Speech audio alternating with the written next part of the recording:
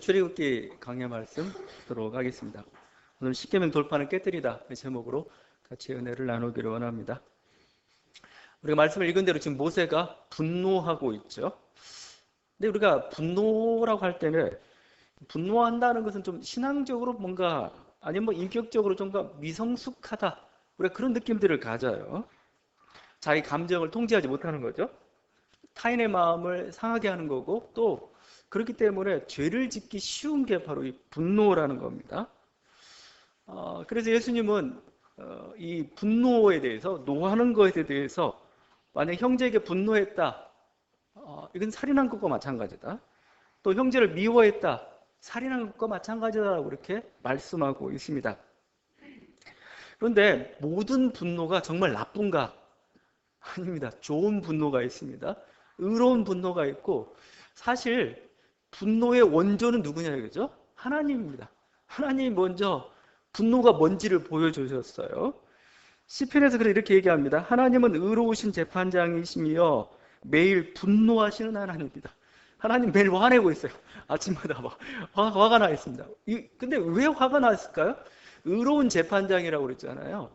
불의한 세력에 대해서, 불의한 현실에 대해서, 하나님 뜻대로 돌아가지 않는 현실에 하나님 화가 나 있는 거예요. 이게 분노인 겁니다. 나음 선지자는 더 노골적으로 이렇게 하나님에 대해서 이렇게 고백합니다. 여호와는 질투하시며 보복하시는 하나님이시니라. 여호와는 보복하시며 진노하시되 자기를 거스리는 자에게 여호와는 보복하시며 자기를 대적하는 자에게 진노를 품으시며 누가 능히 그의 분노 앞에 서며 누가 능히 그의 진노를 감당하리. 분노, 진노, 보복 이런 단어로 계속 계속 점철되어 있습니다. 그래서 나움 선지서는 니느웨 멸망 칸타타라는 별명이 붙어 있어요. 왜냐하면 니느웨가 얼마나 이스라엘 괴롭게 했는데, 그러던 괴롭게 하던 니느웨가 망하니까 너무 좋아가지고 지금 뭐죠? 하나님이 지금 통쾌하게 복수하셨다 이겁니다. 진노하셨다. 분노는 왜 생기는 겁니까? 의로움 때문에 생기는 거고 사랑 때문에 생기는 겁니다. 이스라엘을 괴롭게 하는 그 원수들을 하나님은 도무지 참을 수가 없었던 거죠. 이게 분노죠. 그래서 분노가 다 나쁜 건 아닙니다. 의로운 분노가 있고 또 사랑으로부터 나오는 그런 분노도 있고 그렇습니다. 지금 모세가 분노하고 있죠. 이스라엘이 하나님의 계명을 정면에서 위반해 버렸습니다. 우상 숭배를 한 거죠. 10계명, 1계명 두 번째 계명을 다 범한 겁니다. 금송아지는 우상을 놓고 지금 막 춤추며 막 광란하고 있습니다. 이 모습을 보니까 화가 머리까지 찢어진 거죠.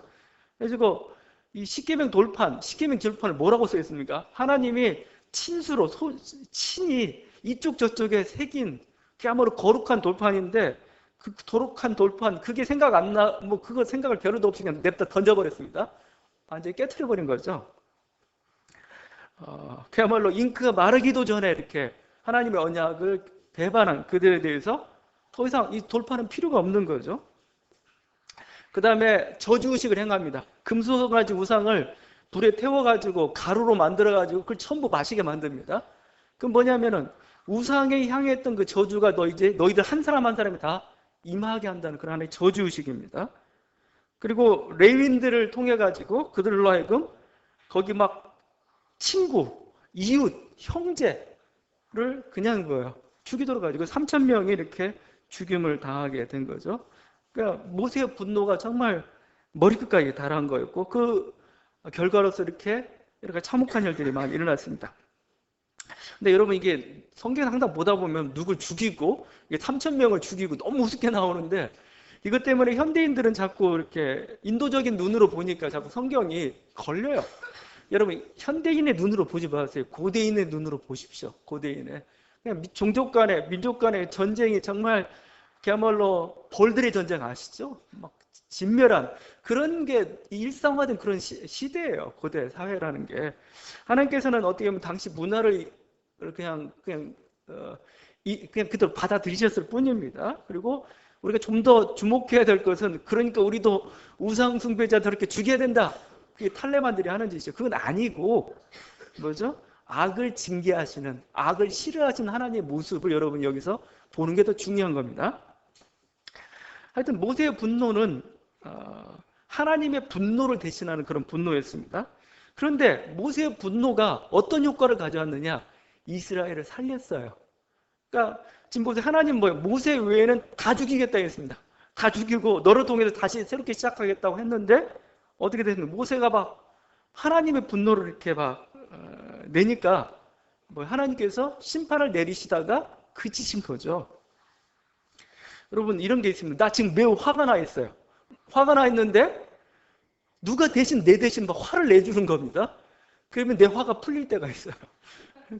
뭐 내가 화나 있는데 아무도 반응하지 않는다면 더 화나죠.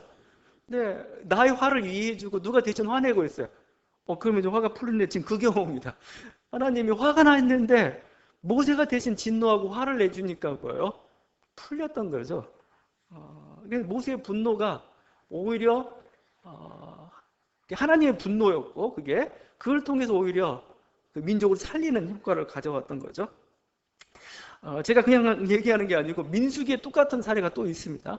이스라엘 백성이 이 우상숭배라는 건 고질적이에요. 그래서 또 우상숭배에 빠집니다. 빠져가지고 하나님이 전염병을 내려서 이제 이스라엘 백성을 치고 있습니다. 근데 그 와중에도 정신 못 차리고 어떤 남녀가 그 바알보올이라고 하는데 그 우상의 하나의 그 전통을 풍습을 쫓아가지고 음란한 일을 행하고 있습니다.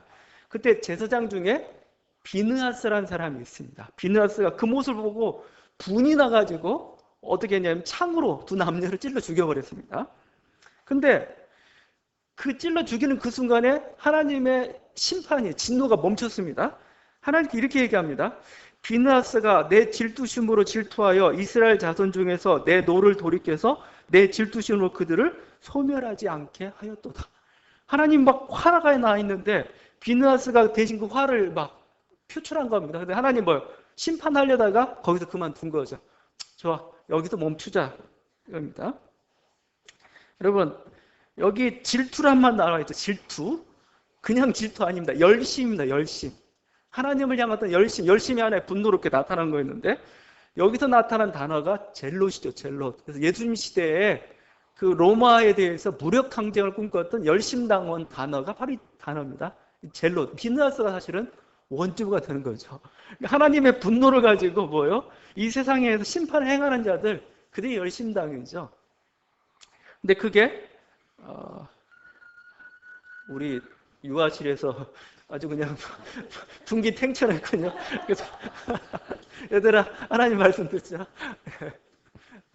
그래서 하여튼 이게 분노고 열심이고 그런 거예요. 예수님도 굉장히 온유하신 분이지만 그분이 화내셨던 적이 있습니다. 폭력을 행사했던 적이 있어요. 분노하고 폭력을 행사했는데 왜냐하면 예루살렘 성전에 갔습니다. 예루살렘 성전에 갔는데 예루살렘 성전 하나님 예배하고 기도하는 곳이 되어야 될 텐데 장사치에 소굴이 되어 있는 겁니다. 예수님 분노한 겁니다. 그 분노에서 그 폭력을 행사하는 장면을 요한복음 아주 적나라하게 이렇게 표현하고 있습니다. 주님께서 노끈으로 채찍을 만드셨다. 양이나 소를 다 성전에서 내쫓으셨다. 전부 동사입니다. 동사. 돈 바꾸는 사람들의 돈을 쏟으셨다. 상을 엎으셨다. 그냥 야 얘들아 그러면 안 돼. 그런 게 아닌 겁니다. 상을 엎어버렸습니다. 막 다 쫓아내버렸죠. 이렇게 노끈으로 채찍을 맞아서 그냥 짐승만 때리게 해서 사람도 때릴 수도 있습니다. 하여튼 다 나가! 이렇게 한 거죠. 자, 이에 대해서 요한은 이렇게 해석하고 있습니다. 주의 전을 사모하는 열심이 나를 삼키리라. 젤롯이라는 단어를 쓰고 있습니다. 주님을 사랑하는 그 열심 때문에 뭐예요? 주님의 전이 이렇게 망가지는 것을 잘 견딜 수 없다 이겁니다. 주님의 집에 장사치에 소굴이 되고 있는데 아무도 분노하지 않는다면 하나님이 또 마음이 상하죠. 야, 도무지 내 마음을 알아주는 사람이 아무도 없다 이거죠. 그래서 어떻게 보면 실상 분노하는 사람이 의로운 사람이고 사실 이 분노하는 사람 때문에 우리가 사는 겁니다. 그리고 이 분노하는 사람의 소리를 들어야 돼요. 그래야 그 사회나 그 민족이나 교회가 살 수 있는 것이죠. 한국교회가 이렇게 엉망이죠. 그리고 한국교회 목회자들은 정말 같은 목회자지만 저도 별 넌더리 칠 때가 참 많아요. 엉터리가 되어버리고 말았어요. 2000년 교회에서 가장 타락한 교회라고 누구는 그렇게까지 규정을 해버렸습니다. 지금 한국교회에 대해서. 그런데 이거에 대해서 분노하지 않을 수 있냐 이겁니다. 누가?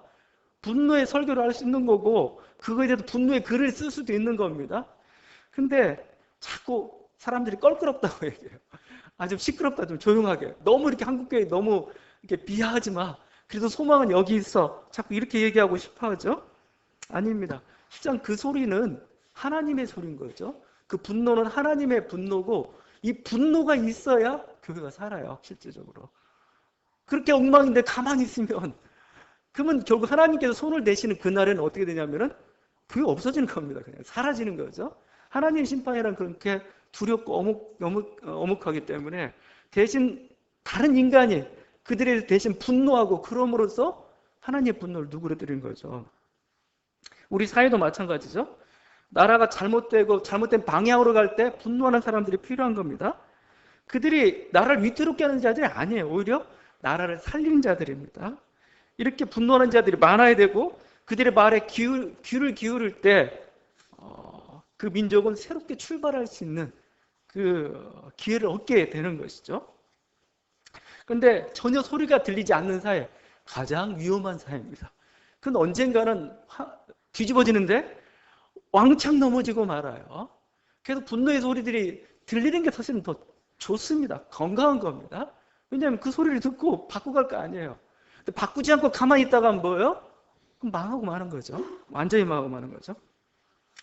이번 주 4월 13일에 총선이 있습니다. 그리고 이어서 4월 16일은 세월호 2주기가 되고 있습니다.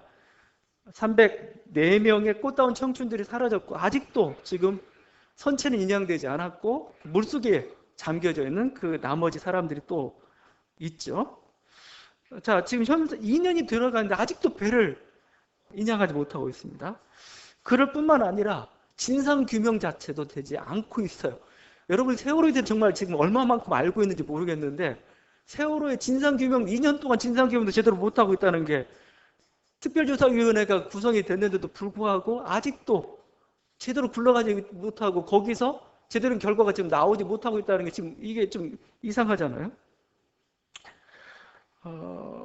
지금 현 정부는 사고 이후에 사고 대처를 제대로 못해가지고 지금 질타를 받았죠. 근데 더 큰 문제는 뭐냐면은 그 이후에 지금 더 큰 문제가 더 발생하고 있습니다. 이 세월호 문제를 자꾸 이렇게 부각된 걸 싫어해요. 오히려 진상조사를 방해하는 형국이 바로 지금의 모습입니다. 세월호 문제를 이제 아예 이념화 시켜버렸어요. 논쟁화 시켜버리고 말았습니다. 진상 규명 그만하고 그냥 위로금 받고 끝내라. 이런 식으로 자꾸 몰아붙이고 있죠. 근데 유가족들은 알아야 되겠다. 내 자식 왜 죽었는지 난 알아야 되겠다 이겁니다. 그러다 보니까 이런 의심까지도 생겨요.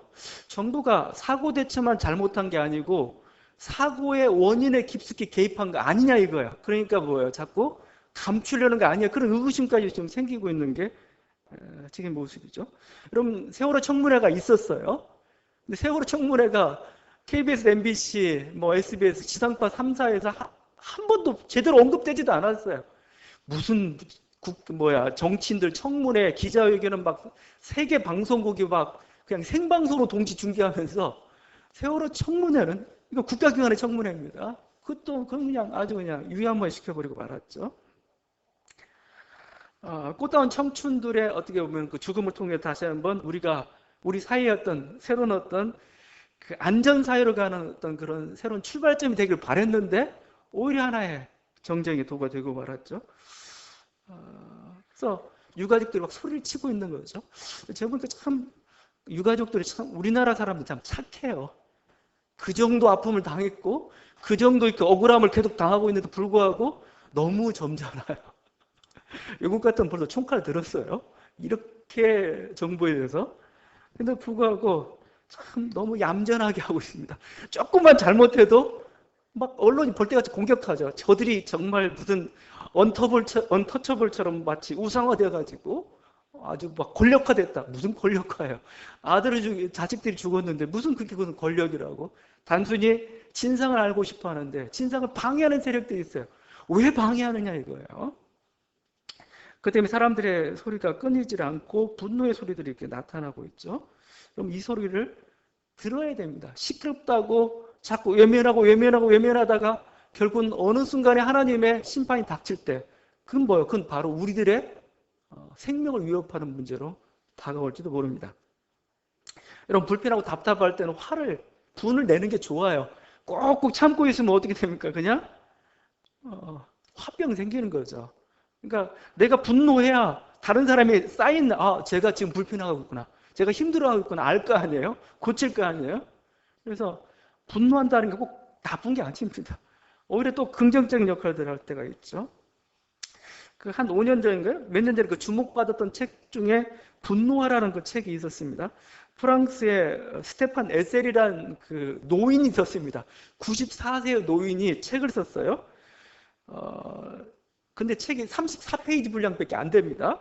근데 프랑스에서 7개월 만에 200만 부가 팔렸어요.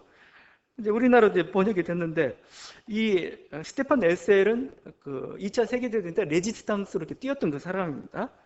그때 경험을 기초로 해가지고 그 요즘 세대, 지금 젊은 세대를 향해서, 요즘 세대를 향해서 분노하라고 이렇게 명령하고 있습니다.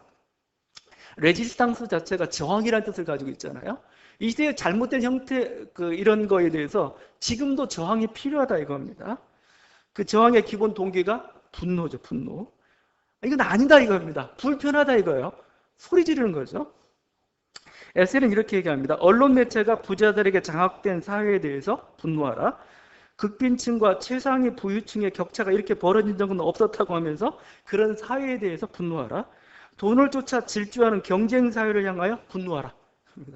이런 식으로 살다 우리 다 죽습니다. 이건 아닙니다라고 이렇게 외치라는 겁니다. 거기에 있는 내용입니다. 레지스탕스의 기본 동기는 분노였다. 레지스탕스 운동의 백전노장이며 자유 프랑스의 투쟁 동력이었던 우리는 젊은 세대들에게 호소한다. 레지스탕스의 유산과 그 이상들을 부디 되살려달라고, 전파하라고 그대들에게 이렇게 말한다. 이제 총대를 넘겨받아라.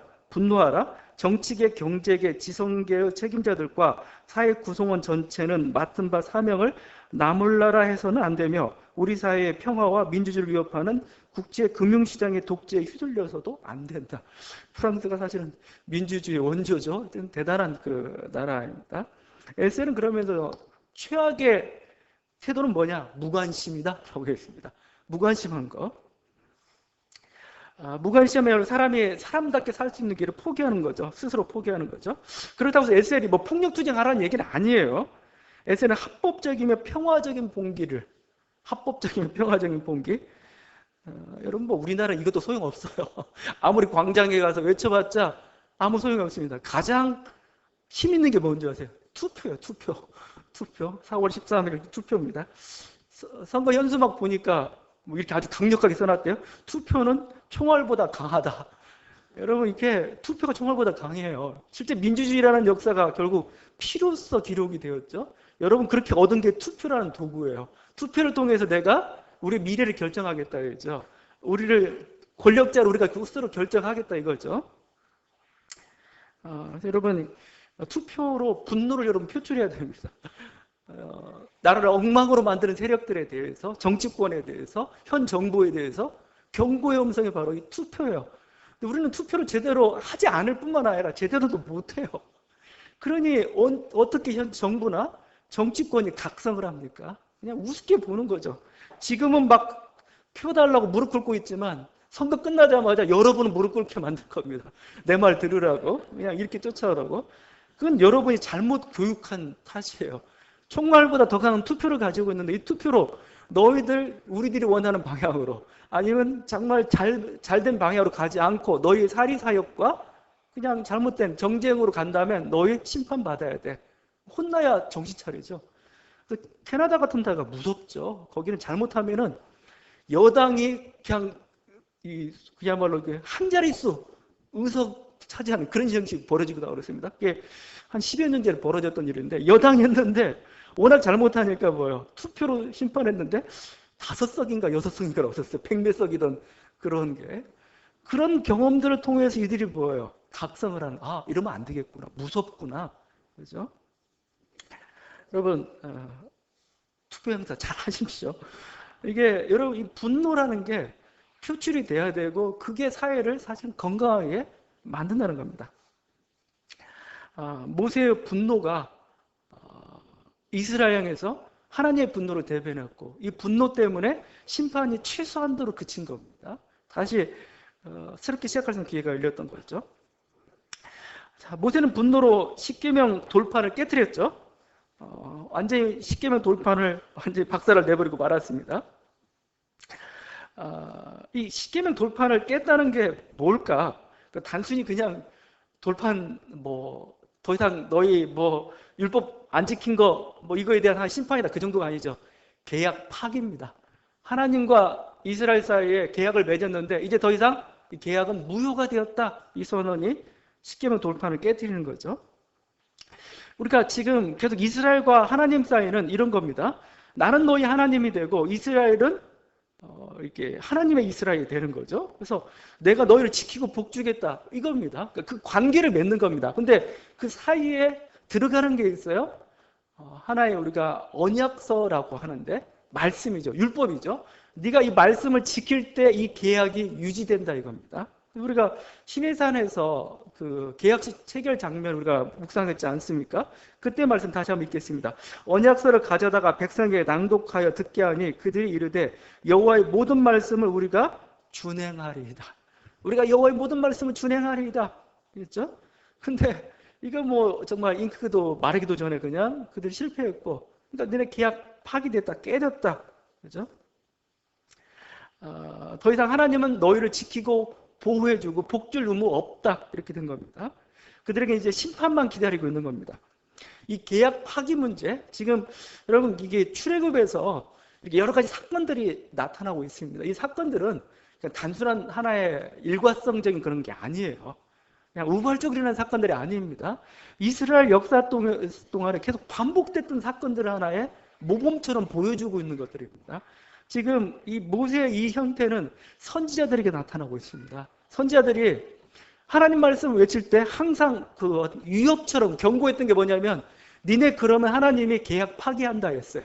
니네 그러면 하나님이 계약 파기한다. 말씀을 지켜야 되는데 우상숭배의 길로 갑니다. 말씀을 지켜야 되는데 이들이 뭐요? 불평등과 폭력의 길을 가요. 하나님, 그럼 선지자들이 나타나가지고 하는 말씀이 뭐냐면은, 니네 그렇게 가면 하나님께서 계약 무효시킨다. 왜? 니네 말씀 안 지키니까. 호세 선지자의 말입니다. 여호와께서 이르시되 그의 이름을 로암미라 하라. 너희는 내 백성이 아니요 나는 너희 하나님이 되지 아니할 것이. 이게 계약의 핵심입니다. 근데 자녀를 낳고 이름을 로암미, 내 백성이 아니다라고 선언하라는 겁니다. 이건 뭐 계약 파기입니다. 그동안은 내 백성이었는데 니네 나와는 상관없어. 니네 이제 끊자. 이게 하나님의 위협이죠. 말씀 계속 안 지키면 그렇다는 거예요. 예레미야에게는 계약 파기 한 번 했고 그다음에 계약 파기 이후에 새 언약 세우자, 새롭게 계약 세우자, 이렇게 하나님께서 말씀합니다. 유명한 말씀인데, 나 여호와가 말하노라. 보라, 날이 이르리니 내가 이스라엘 집과 유다 집에서 새 언약을 세우리라. 나 여호와가 말하노라. 이 언약은 내가 그들의 열조의 손을 잡고 애굽 땅에서 인도하여 내던 날에 세운 것과 같지 아니할 것은 내가 그들의 남편이 되었어도 그들이 내 언약을 파하였습니다. 그전은 깨트렸어요. 그래서 하나님이 언약을 뭐요? 깨버린 겁니다. 그러니까 말씀 안 지키니까 뭐요? 네 언약을 깨버렸어. 언약을 깬 결과가 그냥 하나님과 나는 그냥 서로 관계없는 사람인데 이 정도 차원이 아닌 거죠. 뭐예요? 나라가 망하는 겁니다. 나라가 망해요. 그래서 바벨론 포로로 이스라엘 백성이 끌려갔어요. 바벨론 포로로 끌려갔다는 건 결국 뭐예요? 하나님 계약 파기하고 두 손 놓으니까 뭐 결국은 강대국에 의해서 이제 망하게 된 겁니다. 포로로 끌려가게 된 것이죠. 하나님 말씀을 지킬 때만 이게 유효한 것이죠. 자, 이 이스라엘은 그렇다 치죠. 이스라엘 하나의 모범이 되는데 우리들은 어떻습니까? 우리들의 구원은 어떻습니까? 여러분, 예수 믿고 우리는 구원을 받았죠. 예수 믿고 구원을 받았다는 것은 여러 가지 표현할 수 있고 이렇게 표현할 수가 있습니다. 우리가 예수를 주로 시인하고 영접함으로써 우리가 하나님의 자녀가 되었다. 하나님의 백성이 되었다. 여러분, 그러니까 예수 그리스도를 우리가 믿는다는 게 결국 뭐냐면은 시내산에서 이스라엘 백성과 하나님 계약을 맺듯이 뭐예요? 우리가 하나님과 계약을 맺는 겁니다. 그래서 뭐죠? 이제 하나님이 우리 하나님, 우리 아버지가 되는 겁니다. 이제 백성 정도가 아니고 하나님이 우리 아버지가 되고 하나님은 정말 우리들의 아버지가 되고 우리를 지킨다. 이게 계약인 거죠. 이 계약 관계에 들어간다. 이게 구원받는다는 겁니다. 실질적으로. 자, 그런데 이렇게 해서 구원 받았는데 한 번 받은 구원은 영원한가 이거예요. 나 한 번 구원 받았으니까 이제 난 영원토록 아닙니다. 여러분 구원 받았다고 그게 영원토록 가는 거 아니에요. 어떤 이단 중에는 뭐 구원파인가? 이단 중에는 한 번 구원 받으면 영원하다는 겁니다. 한 번 죄사함을 받으면 영원하다는 거예요. 그래서 이 사람들은 주기도도 안 해. 왜 주기도 안 하냐고 물어보니까 그 주기도 중에 이렇게 우리의 죄를 사하여 주옵시고 있잖아요. 이 구절 때문에 안 는다는 거예요. 예수 그리스도 믿는 순간에 죄사함 다 일시에 다 과거 현재 미래 모든 게 다 탕감을 받았는데 뭐 하냐? 그건 안 된다는 거죠. 이게 맞냐 이겁니다, 여러분. 여러분이 생각하는 구원, 내가 한 번 구원받으면 나는 영원히 한 번 이스라엘 백성은 끝까지 이스라엘 백성이냐? 아니에요. 이스라엘 백성에게 보여주셨죠. 니네 말씀대로 살지 않으며 네가 계약 지키지 않으면 뭐예요? 계약 파기된다. 내 백성 아니다 이겁니다. 칼빈의 그 장로교 교리에 따르게 되면 우리가 예정론이라는 게 있죠. 예정론이라는 게 뭐예요? 모든 사람이 한 번 하나님께서 이렇게 정하셨다는 겁니다. 누가 구원받을지 구원받지 않을지 하나님이 딱 정하신 겁니다. 하나님이 정하셨기 때문에 이건 돌이킬 수가 없는 겁니다. 근데 이제 문제는 내가 구원받았는데 어떻게 하냐 이거예요.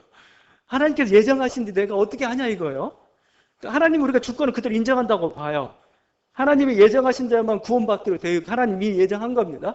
근데 여러분이 예정받은데 어떻게 알아요? 아는 방법은 있습니다. 내가 끝까지 예수 그리스도에 대한 믿음을 지키면은 나는 예정받을 겁니다. 근데 어느 순간 잘 믿다가도 내가 하나님으로 돌아섰어요. 그럼 유감스럽게 여러분은 예정받지 않은 겁니다. 근데 그래서 저는 이렇게 얘기하고 싶어요. 예정론은 그냥 찬양의 고백입니다. 하나님의 주권, 인간의 노력이 아니고 오직 하나님에 의해서 결정된 하나님의 주권으로서 찬양으로서 여러분 받아들이기 바랍니다. 그런데 중요한 건 뭐예요? 여러분의 믿음을 지키는 거죠. 믿음은 누가 지키는 겁니까? 여러분 자신이 지켜야 되는 겁니다. 믿음. 그걸 끝까지 지키고 있으면 하나님 여러분을 예정하신 겁니다. 그래서 우리도 더 주목해야 될 말씀이 있습니다. 그럼 뭐냐면은 산상수훈 말씀입니다. 산상수훈에서 주님이 이렇게 말씀하셨습니다. 나더러 주여 주여 하는 자마다 다 천국에 들어갈 것이 아니오 다만 하늘에 계신 내 아버지의 뜻대로 행하는 자라야 들어가리라. 그렇죠? 나더러 주여 주여 하는 자들, 예수 믿는 사람입니까? 안 믿는 사람입니까? 속은 모르겠지만 겉으로는 예수 믿는 사람이에요. 내가 주여 주여 했으니까요. 근데 못 들어간다. 천국에 못 들어간다. 지금 얘기하고 있습니다. 어떤 사람이 들어갑니까? 아버지의 뜻대로 행하는 자가 들어간다 이거예요. 그러니까 여러분 구원이라는 게 그냥 다 예수 그리스도 믿겠다고 구원 고백했으니까 그냥 되는 거 아니에요. 여러분이 하나님 뜻 안에서 머물려고 하고 하나님 뜻에 순종하려고 노력하는 그게 필요해요.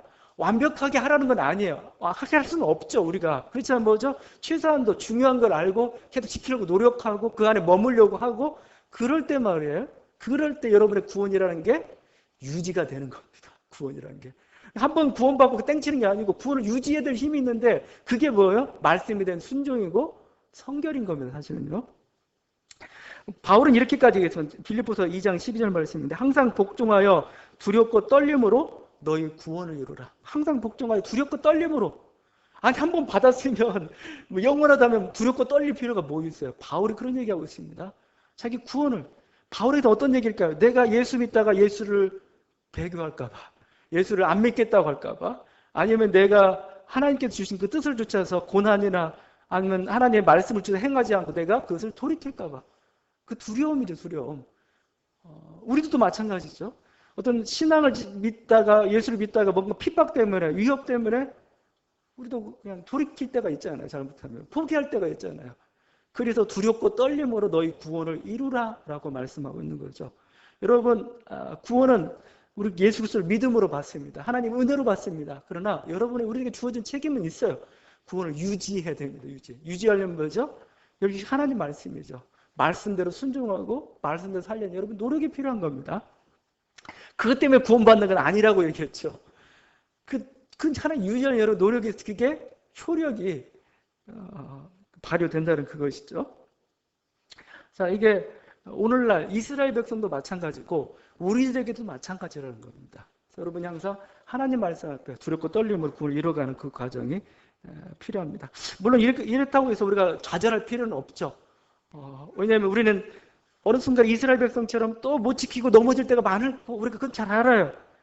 그렇지만 결국 이렇게 여러 가지 어려움, 연약함도 있지만 결국 이런 언약의 관계, 계약의 관계를 이끌어갔던 건 결국 뭐냐? 하나님의 긍휼하심이죠. 하나님의 자비. 하나님 그냥 딱 때리고 야 끊어. 너희들 더 이상 부정한 게 아니야. 너 내 자식 아니야. 근데 부모가 그럴 수가 있나요? 다시 그래. 다시 받아줄게. 이게 하나님의 마음이라는 거예요. 이게 하나님의 긍휼입니다. 그 자비하심이 있었기 때문에 뭐예요? 이스라엘의 그 언약사, 구원사, 하나님을 향한 사랑은 끊어지지 않고 지금까지 이렇게 연장이 되었던 거죠. 근데 하여튼 이 과정 여러분 꼭 기억해야 될 게 있어요. 하나님은 이스라엘 백성 잘못한 거에 대해서 다시 돌이키셨습니다. 다시 돌이켜서 그들을 다시 받아주셨죠. 근데 오늘 말씀을 보게 되면 너무 쉽게 되죠. 잘못했습니다. 그래 용서해 줄게. 이건 좀 이상하죠. 아닙니다. 이건 모세가 과거를 돌아보면서 그냥 이야기하다 보니까 너무 쉽게 나오고 있습니다. 하나님이 이 죄를 범한 거에 대해서 하나님이 화가 나셨고 하나님이 이스라엘 백성도 수원해줬고 그리고 이제 그 화가 풀려 다시 돌아오기까지는 대가와 시간이 있었어요. 시간이라는 거. 그냥 막 돌아온 거 아닙니다. 한 번 화났는데 딱 돌아선 그 화도 아니죠. 며칠 가요. 오래 가요, 이게. 자, 그래서 거기 이렇게 되어 있죠. 잘못에 대해서는 책임이 물어져요. 어떤 식으로든 책임이 묻죠. 누구든지 내게 범죄하면 33절이죠. 내가 내 책에서 그 이름을 지워버리겠다. 34절 그들의 죄를 보응하리라. 그래서 3,000명이 죽었어요. 이건 대가죠. 죄에 대한 대가. 내가 죄를 지었기 때문에 하나님 용서해 준다. 이게 단순한 사건이 아닙니다. 그 과정 속에는 응분의 대가가 주어질 수밖에 없어요. 죄에 대해서는. 그럴 뿐만 아니라 시간도 필요한 거죠. 지금 이렇게 해놓고 하나님이 바로 속도 없이 쫓아가겠습니까? 이스라엘 같이 가자. 그래 용서해 줄게. 아니고 하나님 화가 나가지고 어떻게 했냐면은 나는 안 가겠다. 그죠? 그래서 내 사자 여호와의 사자 쫄병 보낼 테니까 얘들하고 같이 가 이렇게 한 겁니다. 거기 34절에 내 사자가 내 앞서 가리라. 이게 은혜로운 구절 아닙니다. 나는 안 가겠다는 겁니다. 33절 3절에 나와 있습니다. 이렇게 되어 있습니다. 나는 너희와 함께 올라가지 아니하려니 너희는 목이 곧은 백성인즉 내가 길에서 너희를 진멸할까 염려. 꼴도 보기 싫다 이겁니다. 그러니까 여호와의 사자하고 같이 가지 나는 안 가겠다니까 막 모세가 설득하지 하나님 그렇게 하면 어떻게 같이 가십시다 해가지고 결국 다시 같이 가게 된 거죠. 여러분 다시 소원해졌고 또 돌아오셨고 막 그러죠.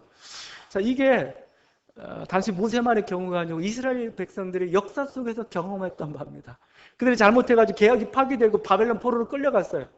그들이 바벨론 포로로 끌려가는 순간 붙잡았던 게 결국 뭡니까? 하나님의 은혜입니다. 하나님. 저분은 그렇게 몰인정한 분이 아니셔.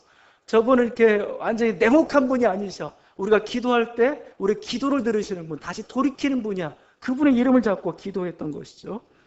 그 솔로몬이 예루살렘의 낙성식, 성전을 낙성식을 할 때 이렇게 기도했습니다. 만일 주의 백성 이스라엘이 주께 범죄하여 적국 앞에 패하게 되므로 주께로 돌아와서 주의 이름을 인정하고 이 성전에서 주께 기도하며 간구하거든 주는 하늘에서 들으시고 주의 백성 이스라엘의 죄를 사하시고 그들의 조상들에게 주신 땅으로 돌아오게 하옵소서. 솔로몬도 영감이 있었는지 이렇게 미래를 봤나 봐요. 이들이 잘못해가지고 먼 이국 땅으로 쫓겨났는데 이 성전을 향하여서 기도할 때 하나님 그 기도를 들어주시고 그들 다시 포로로부터 돌려주시옵소서. 하나님은 돌이키는 분이죠. 하나님은 긍휼이 많으신 분이라는 거죠. 그래서 그들이 어려운 곤란과 그 처지 가운데도 절망하지 않았어요. 우린 끝났다. 우린 이제 심판받아서 끝났다가 아니고 우린 심판받아서 지금 이렇게 어려운 고난과 어려움을 당하고 있지만 우리 하나님은 여전히 우리를 사랑하시는 분이다. 그렇죠? 하나님 이제 당신의 진노가 다 지나갔으면 이제 우리를 다시 한번 구원해 주십시오. 그래서 어떻게 우리 하나님은 돌이키시는 분입니다. 이걸 우리 인생 속에 따지면 우리 하나님은 우리에게 다시 한번 기회를 주시는 분입니다. 기회를 주시는 분. 그러니까 너 잘못했으니까 너 끝났어. 이건 인과응보론이죠. 모든 종교가 잘못한 건 끝났어죠. 근데 하나님 그렇지 않아요. 잘못했는데 뭐죠? 내가 다시 시작하자. 다시 시작하자. 내가 너에게 새로운 기회를 주겠다 이거죠. 네가 돌이키기만 하면은 새로운 기회를 주겠다. 그래서 예레미야의 고백이죠. 여호와의 인자와 긍휼이 무궁하심으로 우리가 진멸되지 아니함이니이다. 이것들이 아침마다 새로우니 주의 성실하심이 크시도소이다. 내가 살아있는 건 뭐예요? 우리 민족이 살아있는 건 주님의 긍휼하심 때문이다. 이겁니다. 우리 민족이 다시 영화를 되찾고 다시 회복될 수 있는 것도 주님의 긍휼하심 때문이죠. 불쌍히 여기셔서 다시 돌이키시는 분, 이게 바로 우리가 믿고 있는 그 하나님입니다. 여러분, 우리 민족이 여러 가지 아픔과 또 고난과 또 불의의 시대를 살고 있는데 우리들이 다시 한번 하나님께 돌아가고 또 하나님께서 이 민족을 다시 회복시키기를 간절히 바랍니다. 그럴 뿐만 아니라 여러분 인생 속에서 하나님께서 다시 돌이키시고 회복시키는 그런 은혜를 간절히 바랍니다. 기도하도록 하겠습니다. 우리가 이 말씀을 보면서 다시 한번 우리가 하나님과 우리가 맺은 계약들, 언약들을 한번 생각해 보기를 바랍니다. 우리가 이 말씀 앞에 순종하겠습니다. 그럴 뿐만 아니라 또 우리가 연약한 가운데 있으니까 다시 돌이키신 하나님, 그분을 간절히 붙잡을 수 있기를 바랍니다. 같이 기도하시겠습니다.